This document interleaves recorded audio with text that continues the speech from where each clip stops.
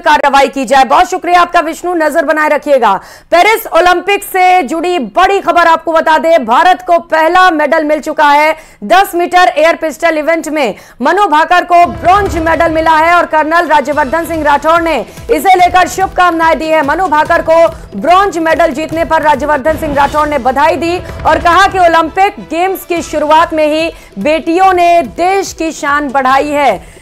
तो मनु भाकर ने इतिहास रच दिया है। पिछली बार उनका पिस्टल खराब हो गया जिसकी वजह से वो मेडल नहीं ला पाए, लेकिन इस बार बेहतरीन प्रदर्शन करते हुए उन्होंने कांस्य पर कब्जा किया है और निश्चित तौर पर देश का नाम रोशन किया। इसके बाद से ही लगातार बधाई देने वालों का तांता लगा हुआ है। खुद प्रधानमंत्री नरेंद्र मोदी ने भी मनु भाकर को बधाई दी, उनके घर पर भी लोग बधाई के लिए पहुंच रहे हैं। कर्नल राज्यवर्धन सिंह राठौड़ ने भी मनु भाकर को बधाई और शुभकामनाएं दी। उन्होंने कहा कि एक बार फिर से बेटियों ने देश की शान बढ़ाई।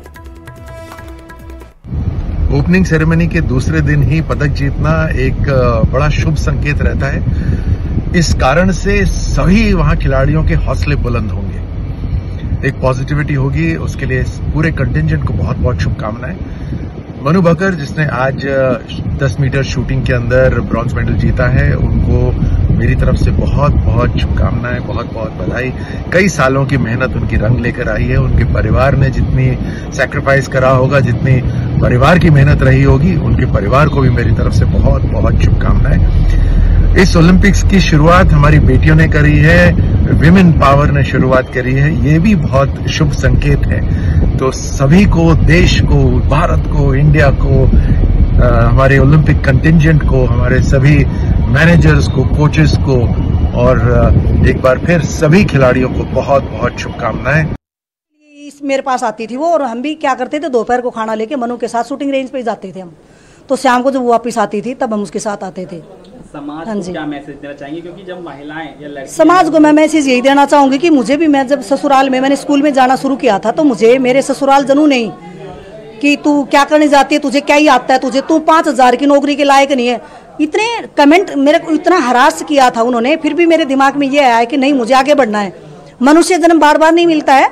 मैं गुरुकुल में पढ़ी लिखी हूँ, तो मेरे जो संस्कार थे यही सिखाए गए थे कि जो आपके साथ अन्याय हो रहा है उससे आपको दबना नहीं है, उससे डरना नहीं है, आगे बढ़ो और बढ़ते चले जाओ, पीछे मुड़ के मत देखो। तो मैं स्कूल में 15 साल रही हूँ, कभी मेरा ससुराल वालों ने साथ नहीं दिया। मैं हमेशा उनके खिलाफ होकर के, उनसे ऊपर होकर के स्कूल मैं गई हूँ जी।